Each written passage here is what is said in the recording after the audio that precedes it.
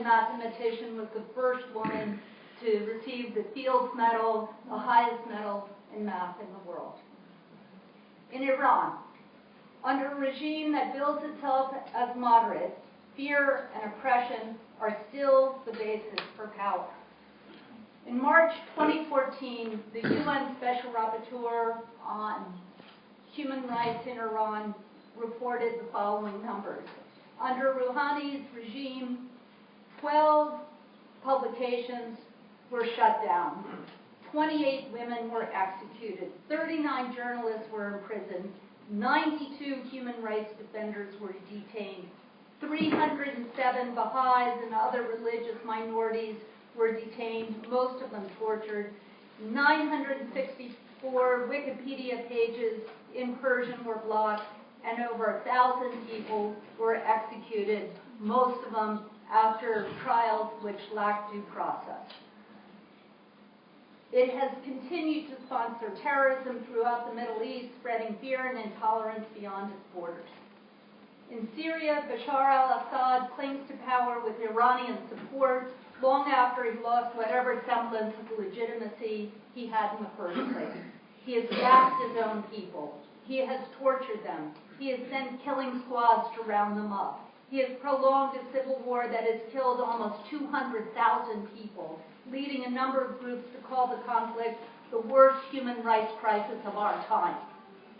Finally, there is the Islamic State, or ISIS, or ISIL. Little needs to be said about its utter disregard for human rights. We've all read about the journalists it has kidnapped and beheaded, the women it has raped and enslaved, the women it has tortured. The acts that ISIS has committed in the name of God are unspeakable, and they have nothing to do with God. And they have inspired the world's outrage. Faced with the prospect of a new genocide in Iraq, the United States has intervened, and rightly so. But force alone is not enough to create respect for human rights. Only moderate governments based on the rule of law and a strong civil society have that power. The painful lesson of history that history has taught us is we cannot create those kind of governments simply by force. Force sometimes has a role to play, but it's only a small role. And the United States can stand firmly on the side of freedom and democracy and human rights, and there are ways other than military intervention to do this. First and foremost, the United States must lead the international effort to address the refugee crisis that has arisen in Syria. In a country where winter temperatures frequently plunge below zero, more than 3 million people have been forced from their homes. Half of all Syrians are now dependent on humanitarian aid. It is a crisis of staggering proportions. The United Nations has called it the biggest humanitarian crisis of our era, and it is worsening every day. Syria's neighbors have begun to close their borders, trapping refugees, and at the same time denying them badly needed aid. These refugees, forced from their homes by both ISIS militants and Iranian-backed Assad regime, are the orphans of extremism today. They struggle to create decent lives for themselves, only to see those lives cast aside with impunity. As the richest and most powerful country in the history of the world, a nation dedicated to human freedom, we in the United States have a responsibility to these refugees, no matter how difficult it may be to fulfill. If we fail to meet that responsibility, we will have betrayed our highest ideals. Just yesterday, Norway's highest refugee official said that our failure to act would haunt us for generations. We cannot solve this crisis on our own, of course, and the suffering will not end overnight. But we must do what we can, and we must do it now. We must increase our efforts to resettle Syrian refugees in neighboring countries and here at home in the United States. And we must insist upon establishing humanitarian ceasefires so that badly needed supplies can reach the displaced in Syria. America's leadership in this dark time isn't just a matter of supplying food or tents or medicine or helping to resettle refugees, though all these things are badly needed. It is also a question of fulfilling our role as the world's beacon of freedom. Throughout our history, oppressed peoples have looked to the United States as the champion of human rights. When Nazis occupied France, members of the resistance huddled in their cellars, listening to their radios for any news of the Americans. When Berlin was surrounded by the forces of repression, its people took hope from the supplies dropped by American airplanes. And when the shadow of apartheid covered South Africa, those who wished for a free and equal nation took heart when Robert Kennedy visited them in 1966 to assure them that their struggle, though long and difficult, was not in vain. We have not always met our responsibility to stand for freedom and equality, but when we have, the effect has been enormous. That is why we must act now, not just because we are faced with an appalling human rights crisis, though this is reason enough to act.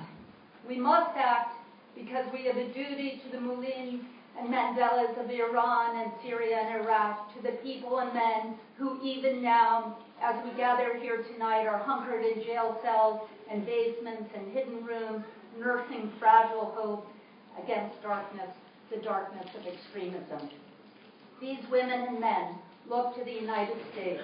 If they believe that the most powerful democracy in history has abandoned them, what damage will that do to their hope?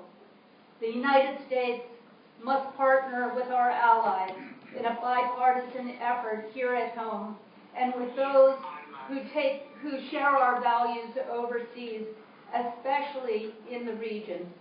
We must partner with governments when we can, at universities, among Baha'is and Kurds, Sunnis and Shias, students and journalists, bloggers and women's groups. As long as we resolve to stand with those on the side of liberty and human rights, those who share our most precious values, as long as we can make clear that we are doing everything we can to help those who suffer and to condemn those who cause suffering, then hope will endure. And someday, when the guns have fallen silent in Syria and ISIS's regime of terror has ended, and the promise of 1979 is at last fulfilled for the Iranian people, at that moment, it is these women and men, the bravest women and men on earth, who will step forward to lead their countries into a new era of peace and dignity for all. And I'd like to close by saying that I started working in human rights in 1981, and I was a sophomore in college, and I had a summer internship at Amnesty International, and I was documenting abuses committed by U.S. immigration officials against refugees from El Salvador. And at that time, all of Latin America was under right-wing military dictatorship. And today there's not one left standing. And all of Eastern Europe was under communist control. And today there's not a communist regime left standing in Eastern Europe. And South Africa was at the height of apartheid. And South Africa has now had a series of freely elected governments elected by a majority of their people. And none of those changes took place because governments wanted them to. Governments tried to stop them. And none of those took place because great militaries wanted them to. Great militaries tried to stop them. And none of them took place because huge multinational corporations wanted them to. Huge multinational corporations tried to stop them. They took place because small groups of people like those who are in this room tonight, harnessed the dream of freedom and made it come true. And they got together with other people who held those same beliefs and said, we can organize ourselves and we can make a difference and we can make that happen. And I just want to say something about this group of people tonight. It is extraordinary what you have done. It is extraordinary to see, to walk the halls of Congress and see the power of the Iranian people, to see the power of all the people in this room, what you have managed to do in this country in the last 30 years to assert who you are and what you want and your love of freedom and your love of democracy that has resonated on both sides of the political aisle. It is deeply, deeply impressive. And that is incredibly powerful. It's an extraordinary tool. And I believe, because of all of the things that I've seen around the world in the last 30, 40 years, that you will prevail. Thank you very much.